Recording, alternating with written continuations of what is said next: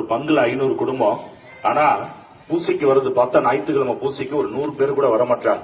சாமியார் எவ்வளவு சொல்லி சொல்லி பார்த்திருக்கிறார், ஏன் பூசைக்கு வாங்கயா அப்படின்னு சொல்லி கேட்கிற மாதிரி தெரியல. சாமியார் டென்ஷன் ஆகி அந்த சாவுக்கு மணி அடிக்கிற மாதிரி மணியை இவரே பிடிச்சி இழுத்து அடிக்கிறார்.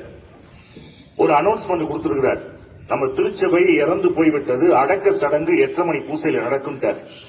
ஊர்ல உள்ளவங்க எல்லாம் பேசிக்கிறாங்க, நம்ம ஊர்ல யாரா திருச்சபைன்னு ஒருத்த மண்டையை போட்டா நம்மள யாராது சொந்தக்கார பயலா இருந்து போலனாக்கா நாளைக்கு கோச்சிக்கு போறாங்கன்னு சொல்லி ஊரே திறந்து வந்திருக்கிறாங்க பூசைக்கு.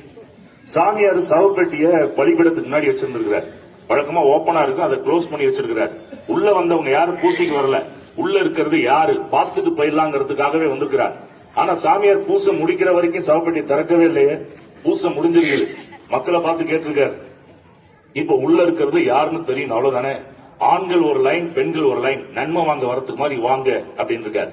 ஒவ்வொரு ஆளாதான் எட்டி பார்க்கணும் அப்படின்னு இருக்காரு. ஒரு ஆள் உள்ளார போய் எட்டி பார்த்தா முகம் பாக்குற கண்ணாடி சாமியாரு பதிச்சு வச்சிருந்திருக்கிறார். எட்டி பார்த்தா அந்த ஆளு முகம் தெரியும். சத்தம் போடாம சைலண்டா போ.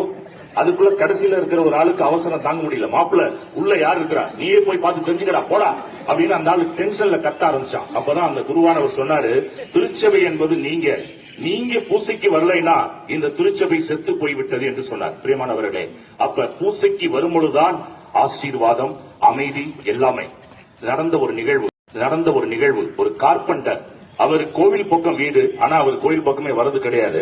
மனசாட்சி உறுத்த ஆரம்பிக்குது. சரி, ஒரு நாள் வேலைக்கு போறதுக்கு முன்னாடி நம்ம கோவில போய் ஜெபம் பண்ணிட்டு போலான்னு 5 நிமிஷம் கோவில வந்து ஜெபம் பண்ணிட்டு அன்னைக்கு போறாரு. அன்னைக்கு ஃபுல்லா மகிழ்ச்சி. அப்படி என்ன சாதிச்சவங்க யோசிச்சு பாக்குறாரு, எதுவுமே புலப்படல.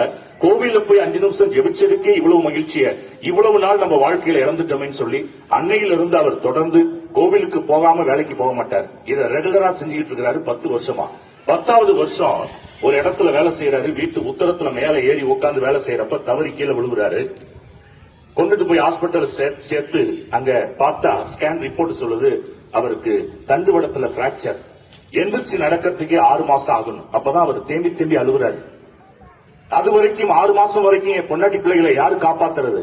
அப்ப அழுதுகிட்டு அப்படியே படுத்திருக்கும் பொழுது ஒரு வயசான பெரியவர் அந்த ஹாஸ்பிட்டல்ல நுழையிறாரு. இவர் தலையை அப்படியே கோதி விட்டு சொல்றாரு, தம்பி நீ எந்திரிச்சு நடப்ப, நீங்க யாரு? இவர் கேட்கிறாரு. அப்ப அவர் சிரிச்சுட்டே சொன்னாரு, என்னப்பா 10 வருஷமா என்ன பார்க்க வந்துட்டு இன்னைக்கு என்ன பார்த்து யாருன்னு கேட்கறியா? சொல்லிட்டு அந்த இடத்த விட்டு மறையிறாரு. அந்த கைப்பட்ட அடுத்த செகண்டே அந்த பிராக்சர் சரியாகி அந்த பெட்டை விட்டு அவரே எழுந்து நடக்க ஆரம்பித்து விட்டார். இது நம்ம திருச்சபையில நடந்த ஒரு நிகழ்வு. அனுதினமும் ஆண்டவரை தேடினா ஆபத்து நேரத்துல அவரே நம்மை தேடி வருவார். ஆகவே இழந்து போன மகிழ்ச்சியை மீண்டும் பெற்றுக்கொள்ள ஆலயம் வருவோம், ஆசீர்வாதத்தை பெறுவோம்.